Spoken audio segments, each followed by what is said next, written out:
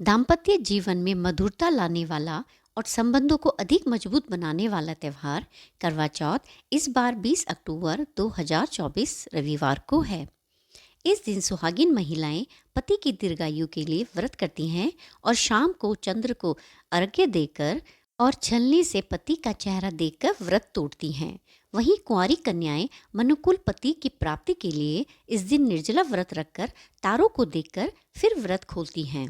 करवा चौथ की व्रत पूजा में करवा चौथ की कथाओं की मुख्य भूमिका होती है। कथाओं के बिना करवा चौथ का व्रत अधूरा माना जाता है। दोस्तों, आज हम आपको विस्तार पूर्वक बताने जा रहे हैं करवा चौथ के व्रत में पढ़ी जाने वाली प्रमुख और प्रचलित कथाएं। पहली कथा इस प्रकार से है। करवा अपने पति के साथ तुंगभद्रा नदी के पास रहती थी। एक दिन करवा के पति नदी में स्नान करने गए तो एक मगरमच्छ ने उनका पैर पकड़ लिया और नदी में खींचने लगा। मृत्यु को करीब देखकर करवा के पति करवा को पुकारने लगा।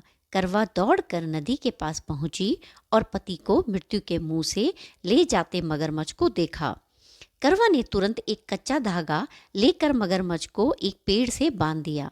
करवा के सतीत्व के कारण मगरमच्छ कच्चे धागे में ऐसा बंधा कि टस से मस नहीं हो पा रहा था। करवा के पति और मगरमच्छ दोनों के प्राण संकट में फंसे थे। करवा ने यमराज को पुकारा और अपने पति को जीवन दान देने और मगरमच्छ को मृत्युदंड देने के लिए कहा। यमराज ने कहा, मैं ऐसा नहीं कर सकता क्योंकि अभी मगरमच्छ की आयु शेष है और तुम्हारे पति की आयु पूरी हो चुकी है। क्रोधित होकर करवा ने यमराज से कहा, अगर आपने ऐसा नहीं किया तो मैं आपको शाप दे दूंगी। सती के शाप से भयभीत होकर यमराज ने तुरंत मगरमच्छ को यमलोक भेज दिया और करवा के पति को जीवन दान दिया। इसलिए करवा चौथ के व्रत में सुहागिन स्त्रियां करवा माता से प्रार्थना करती हैं कि हे करवा माता, जैसे आपने अपने पति को मृत्यु के मुंह से वापस निकाला, वैसे ही मेरे स्वास्थ्य की भी रक्षा करना। करवा चौथ की दूसरी कथा वीरवती की कथा। एक समय की बात है, वीरवती नाम की एक सुंदर और पतिव्रता स्त्री थी। वीरवती 7 भाइयों की एकमात्र बहन थी। वह अपने भाइयों से बहुत प्रेम करती थी और उसके भाई भी उससे बहुत प्यार करते थे। उसकी शादी होने के बाद उसने अपना पहला करवा चौथ व्रत रखा। अपने ससुराल से वह मायके आ गई थी। वहाँ उसने निर्जल व्रत शुरू किया। दिन भर बिना कुछ खाए पिए व्रत करने के कारण वीरवती को कमजोरी महसूस होने लगी और शाम होते होते उसकी तबीयत बिगड़ने लगी। उसके भाइयों से अपनी बहन की यह हालत देखी नहीं गई। वे अपनी बहन से बहुत प्यार करते थे और उसे इस अवस्था में देखकर बहुत परेशान हो गए। भाइयों ने वीरवती से व्रत तोड़ने के लिए कहा, लेकिन वीरवती ने मना कर दिया क्योंकि उसने संकल्प लिया था कि वह चांद देखकर ही व्रत तोड़ेगी। वीरवती को खाना खिलाने के लिए भाइयों ने एक योजना बनाई। उन्होंने एक पेड़ के पीछे आईना रख दिया और उसमें दीपक जलाकर ऐसा दृश्य बनाया कि ऐसा लगे जैसे चांद निकल आया है। भाइयों ने वीरवती को यह दिखाया और कहा, देखो बहन, चांद निकल आया है। वीरवती ने भाइयों की बातों पर विश्वास किया और चांद को देखकर व्रत तोड़ दिया। उसने जल और भोजन ग्रहण कर लिया, लेकिन जैसे ही उसने व्रत तोड़ा उसे तुरंत खबर मिली कि उसका पति गंभीर रूप से बीमार हो गया है। वीरवती बहुत दुखी हुई और उसने भगवान से प्रार्थना की। उसे अपनी गलती का एहसास हुआ कि उसने छल से चांद को देखकर व्रत तोड़ा था, जिसके कारण उसका व्रत सफल नहीं हुआ और उसके पति की हालत बिगड़ गई। वीरवती ने अपने पति की सलामती के लिए कड़ी तपस्या की और करवा चौथ का व्रत फिर से पूरी श्रद्धा और नियमों के साथ रखा। उसकी सच्ची भक्ति और तपस्या से देवी पार्वती प्रसन्न हुई और उन्होंने वीरवती के पति को जीवन दान दिया। इसके बाद वीरवती ने हर साल करवा चौथ का व्रत पूरी निष्ठा के साथ रखा और उसके पति को दीर्घायु और सुख समृद्धि प्राप्त हुई। यह कथा हमें सिखाती है कि करवा चौथ का व्रत पूरी निष्ठा और श्रद्धा के साथ रखना चाहिए। किसी प्रकार का छल या धूर्तता करने से व्रत का फल प्राप्त नहीं होता। इस व्रत में पति के प्रति सच्चे समर्पण और भक्ति का महत्व होता है और यह त्यौहार सच्चे प्रेम और विश्वास का प्रतीक है। दोस्तों, अब हम आपको तीसरी कथा सुनाने जा रहे हैं। ये कथा भी करवा नाम की स्त्री की है। बहुत समय पहले की बात है। एक साहूकार के 7 बेटे और उनकी एक बहन करवा थी।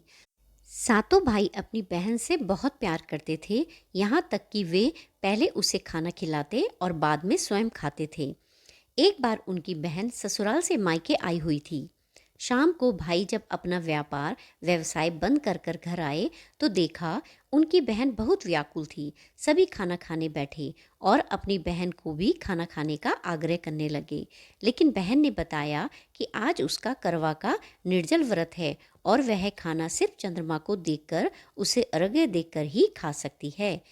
चूंकि चंद्रमा अभी तक नहीं निकला है, इसलिए वह भूख प्यास से व्याकुल हो उठी है। सबसे छोटे भाई को अपनी बहन की हालत देखी नहीं जाती और वह दूर पीपल के पेड़ पर एक दीपक जलाकर चलनी की ओट से रख देता है।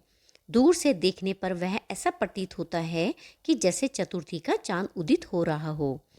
इसके बाद भाई अपनी बहन को बताता है कि चांद निकल आया है, तुम उसे अर्घ्य देने के बाद भोजन कर सकती हो। बहन खुशी के मारे सीढ़ियों पर चढ़कर चांद को देखती है और उसे अर्घ्य देकर खाना खाने बैठ जाती है।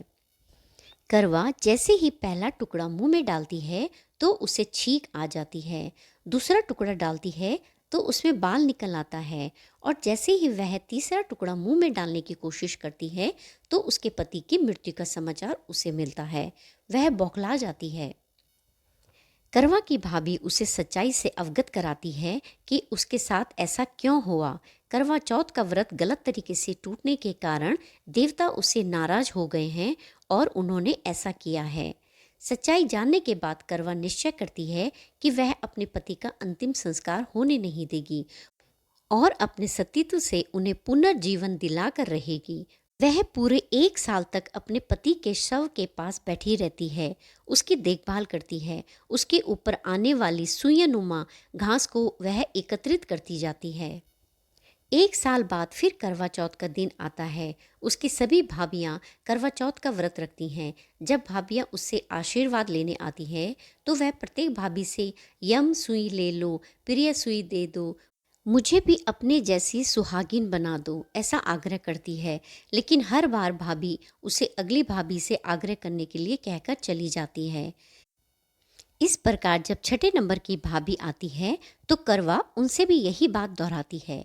यह भाभी उसको बताती है क्योंकि सबसे छोटे भाई की वजह से उसका व्रत टूटा था, अतः उसकी पत्नी में ही शक्ति है कि वह तुम्हारे पति को दोबारा जीवित कर सकती है। इसलिए जब वह आए तो तुम उसको पकड़ लेना और जब तक वह तुम्हारे पति को जिंदा ना करे उसे नहीं छोड़ना, ऐसा कहकर वह चली जाती है। सबसे अंत में जब छोटी भाभी आती है, करवा उनसे भी सुहागिन बनने का आग्रह करती है, लेकिन वह टाल मटोली करने लगती है। इसे देखकर करवा उन्हें जोर से पकड़ लेती है और अपने सुहाग को जिंदा करने के लिए कहती है। भाभी उससे छुड़ाने के लिए नोचती है, खसोटती है, लेकिन करवा उन्हें नहीं छोड़ती। अंत में उसकी तपस्या को देखकर भाभी पसीज जाती है और अपनी छोटी उंगली को चीरकर उसमें से अमृत उसके पति के मुंह में डाल देती है। करवा का पति तुरंत श्री गणेश कहता हुआ उठ बैठता है। इस प्रकार प्रभु कृपा से उसकी छोटी भाभी के माध्यम से करवा को अपना सुहाग वापस मिल जाता है।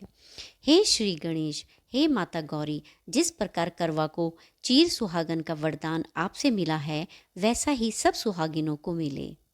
दोस्तों, उम्मीद करती हूँ वीडियो में दी गई जानकारी आपको अच्छी लगी हो। अगर आपको हमारी ये छोटी सी कोशिश अच्छी लगी हो तो प्लीज़ कमेंट बॉक्स में कमेंट करना ना भूलें। आपके कमेंट्स हमारे लिए मोटिवेशन का काम करते हैं ताकि हम आपके लिए ऐसे ही इन्फॉर्मेटिव वीडियो लाते रहें। वीडियो को लाइक कीजिएगा, शेयर कीजिएगा, मेरे चैनल को सब्सक्राइब कीजिए। मैं फिर मिलूँगी नेक्स्ट वीडियो में। तब तक आप खुश रहिए, स्वस्थ रहिए। Bye, take care.